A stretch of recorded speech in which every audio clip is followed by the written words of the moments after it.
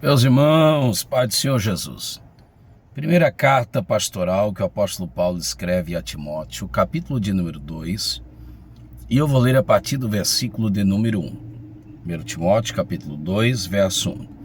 É verdade que eu quero ater-me mais ao versículo de número 5, mas eu vou ler a partir do versículo de número 1, por entender sempre a importância das sagradas letras, a importância das sagradas escrituras. Admoesto-te, pois, antes de tudo, antes de qualquer outra coisa, que se façam súplicas, orações, intercessões e ações de graça. Por quem? Por todos os homens. Então observe, não tem tempo hábil para que a gente discorra cada uma dessas falas, trazendo seu sentido no original. Mas observe, súplicas, para quem acha que não tem o que orar, súplicas, orações, intercessões e ações de graças. Por quem? Por todos os homens. Verso 2. Pelos reis e por todos que estão em eminência, para que tenhamos uma vida quieta, tem gente que não gosta, né? E sossegada, em toda piedade e honestidade, porque isto é bom e agradável diante de Deus, nosso Salvador. Que quer, esse é o intuito de Deus, seu desejo, que todos os homens sejam salvos e que venham ao conhecimento da verdade. Por quê? Que verdade é essa?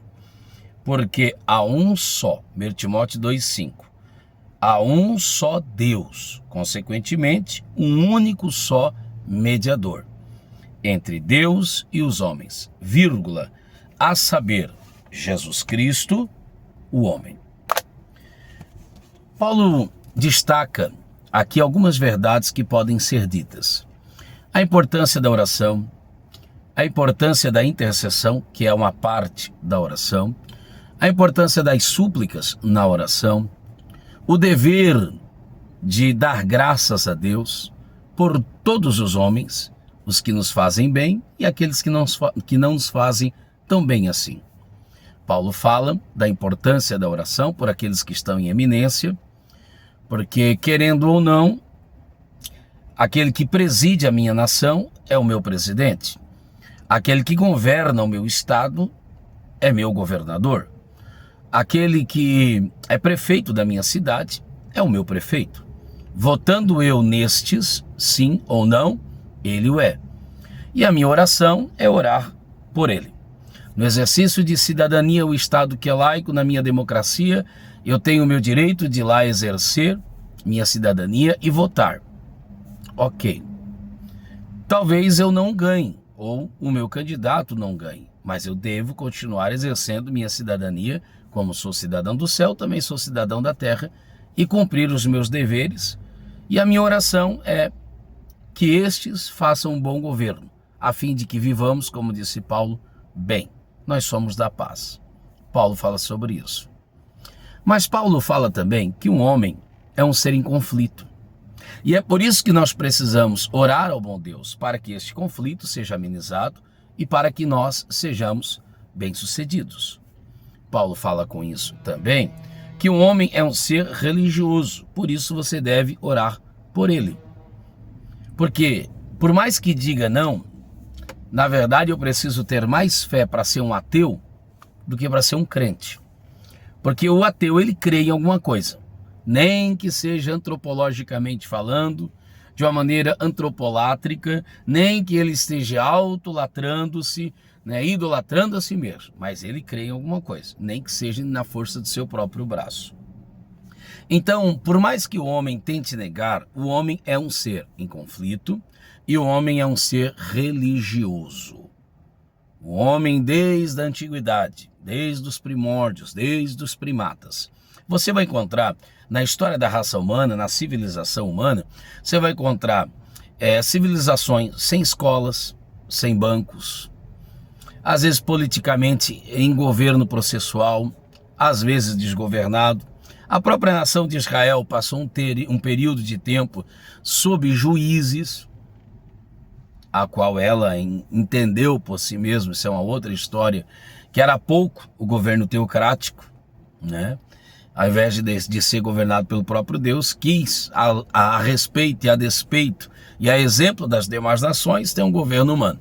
Então você vai encontrar civilizações sem biblioteca, civilizações que viveram sem serem alfabetizados, enfim, sem nenhum tipo de organização, sem nenhum tipo de cuidado social. Você vai encontrar das mais variadas formas, civilizações que apoiavam-se em exércitos e outros que estavam desmunidos para isso, mas você não vai encontrar uma civilização em tempo algum da história da raça humana que não tenha, que não manifeste seu anseio, seu desejo, sua avidez, sua necessidade pelo sagrado, pelo espiritual.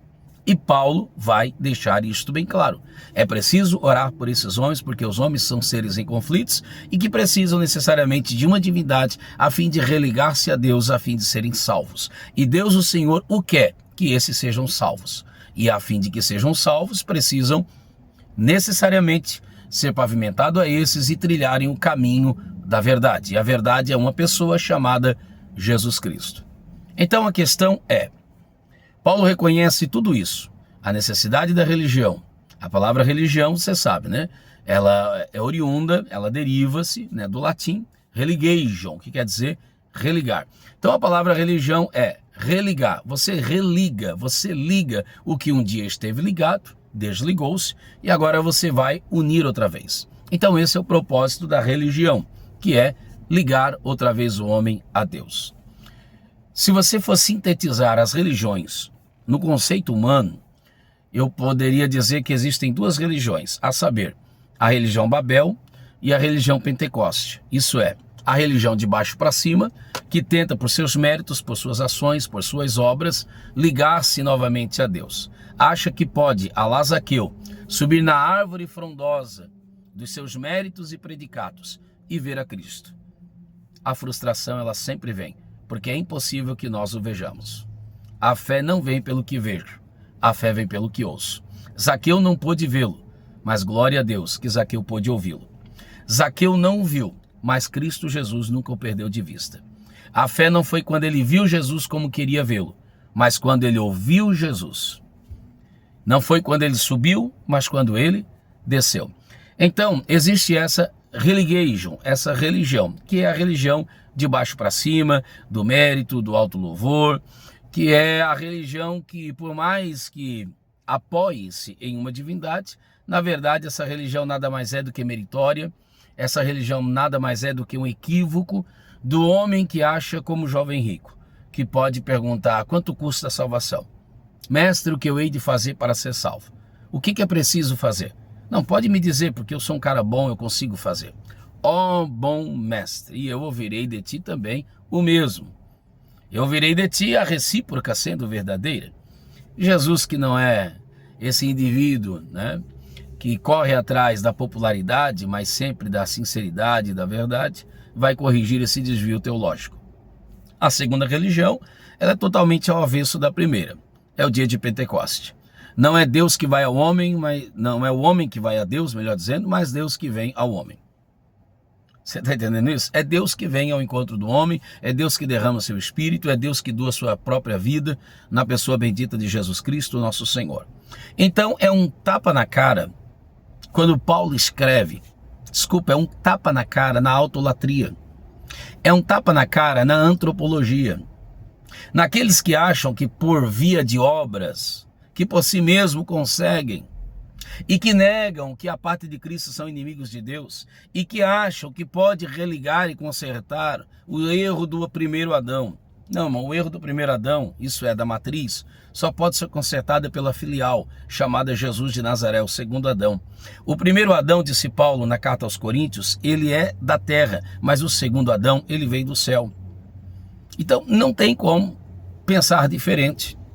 Então, todo ser em conflito, ele tenta em acordos e mais acordos. O poeta já dizia, a paz que o mundo conhece é o intervalo entre duas guerras. Acordos e mais acordos de paz foram feitos e outros ainda serão feitos e mais cedo ou mais tarde descobre-se dia após dia que não dá-se em nada. Homens e mais homens tentam por méritos pessoais, né, como Martinho Lutero, a história da Reforma conta isso, como o próprio Paulo quando ainda Saulo, e tantos outros personagens, como Zaqueu, que eu já citei, como o jovem rico, como aquele homem de Lucas 10:30 que chega para Jesus e pergunta o que eu hei de fazer para ser salvo. Então, mais cedo ou mais tarde, os homens tentam, por méritos pessoais a si mesmo, religar-se a Deus, e a frustração ela é iminente e ela é evidente. O homem não pode religar-se a si mesmo. O homem por si mesmo, ele pode desconectar-se, mas não pode ligar-se. O homem por si só consegue sim criar conflito, nem tudo é o diabo. Às vezes é o homem mesmo rebelado, nem tudo é o Satanás, às vezes é o homem mesmo. Às vezes não é o diabo que conta com a ajuda do homem para estragar o projeto. Às vezes é o homem que quer estragar-se a si mesmo e conta com a ajuda satânica, maquiavélica, se não possessão, a influência para destruir. Então o homem por si mesmo conseguiu destruir-se, autodestruição, autossabotagem, autossabotou-se a si mesmo. O homem por si mesmo conseguiu desligar-se de Deus, mas o homem por si mesmo não consegue religar-se a Deus. Precisa-se necessariamente de um medianeiro, precisa-se necessariamente de um mediador.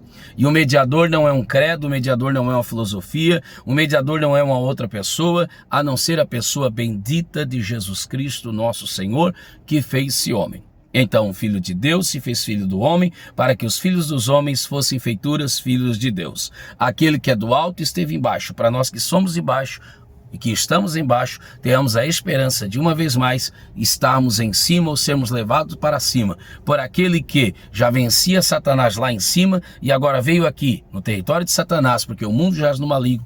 1 João 5,19, venceu Satanás aqui, expeliu Satanás aqui e mostrou que o homem pode ser ligado a Deus não por si mesmo, mas por um homem incorruptível e impecável, o Cordeiro de Deus que arranca e tira o pecado do mundo, a saber, Jesus Cristo, nosso Senhor.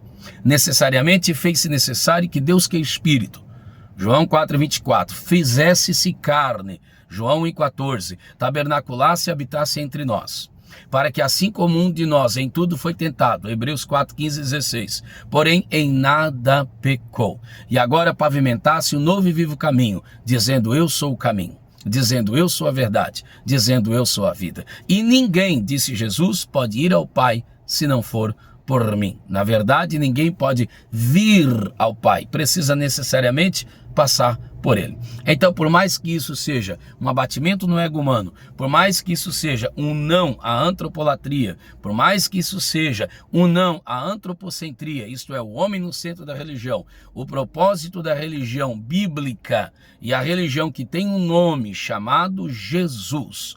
A religião tem um nome, o nome da religião verídica e verdadeira chama-se Jesus. O exercício dessa religião, Tiago 1,27, é nos frutos que esse Jesus é capaz de, por via de nós outros, executar.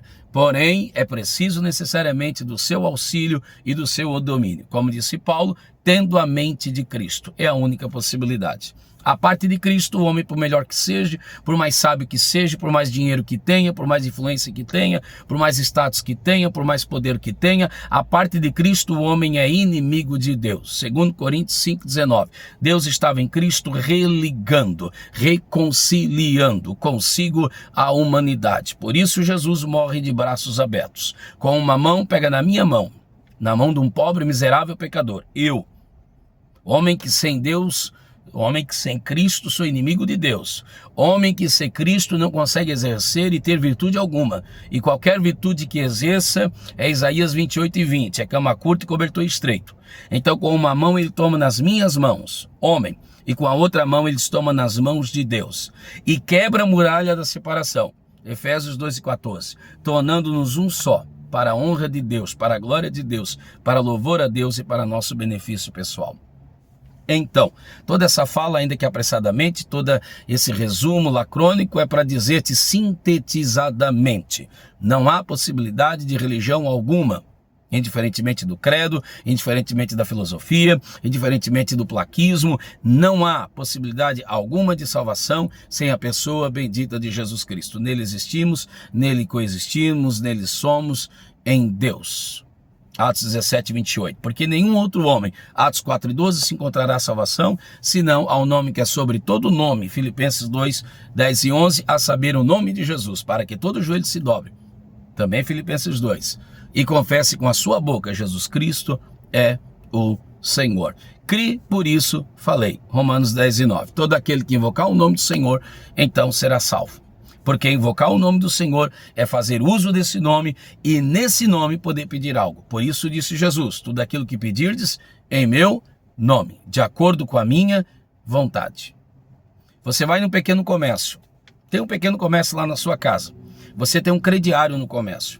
De repente, nesse comércio, você pede alguém, você terceiriza, pede alguém, vá ao comércio X e peça para que o ciclano de tal venda-me, sei lá, uma esponja, um bombril, um limpol, uma Coca-Cola, quem sabe, um refrigerante. Não te aconselho que assim o faça, né? Porque não faz bem à saúde. Mas, enfim, eu tenho por certo que lá o dono lá do mercado, pequeno comércio, ele vai vender sem problemas nenhum, porque ele sabe que você pediria isso. Agora, se você, eu, falando de mim agora, se alguém ir no meu nome, lá no comércio do meu tio, que me conhece muito bem, e dizer lá no meu tio, ó, eu quero, né, uma cachaça, eu quero um uísque pro pastor Cristiano de Sá, né, pro Cristiano, pro Cris, pro teu sobrinho. Que o tio não tem isso para vender, mas se ele tivesse, ele diria, não, eu não vou vendê-lo. Por quê? Porque o Cris jamais pediria uma cachaça, o Cris jamais pediria um uísque, o Cris jamais pediria um cigarro. Então, pedir no nome de Jesus é pedir algo que Jesus, o Senhor, pediria. Então, eu estou pedindo a Deus em nome de Jesus, porque é isso que Jesus pede, rogando por nós, na oração sacerdotal em João capítulo 17. E em favor de alguém, nós intercedemos por este alguém, no nome de Jesus, pedindo para que Deus o salve. Porque é isso que Jesus quer, que todo homem seja salvo. Como lemos 1 Timóteo 2 e 4. Por isso ele é o nosso medianeiro, por isso ele é o nosso mediador, por isso ele é o nosso pontífice. A união perfeita entre os céus e a terra, entre o homem e Deus, tem um nome, a saber, Jesus Cristo, nosso Senhor. Que Deus te abençoe em Cristo Jesus. Tentei sintetizar o máximo possível, falei apressadamente, mas o importante é, se não entendeu, volta lá, assiste de novo, replique por aí, passe para outras pessoas, para que também ouçam a verdade. E o que é a verdade? Pai, santifica-os na verdade. O que é verdade? A tua palavra é a verdade. João capítulo 17, verso 17. Tá bom? Deus te abençoe, em nome de Jesus. Não lute sozinho, não dê murro em ponta de faca, não malhe ferro frio, não caia na besteira de tentar por si mesmo, pois é impossível. Somente Jesus Cristo, nosso Senhor, o medianeiro entre Deus e os homens. E nenhum outro nome há salvação, senão na pessoa bendita, excelsa, maravilhosa, incomum, gloriosa, naquele que fez sacrifício substitutivo por eu e você, a saber, Jesus Cristo, nosso Senhor. Que Deus te abençoe para a glória de Deus. Amém.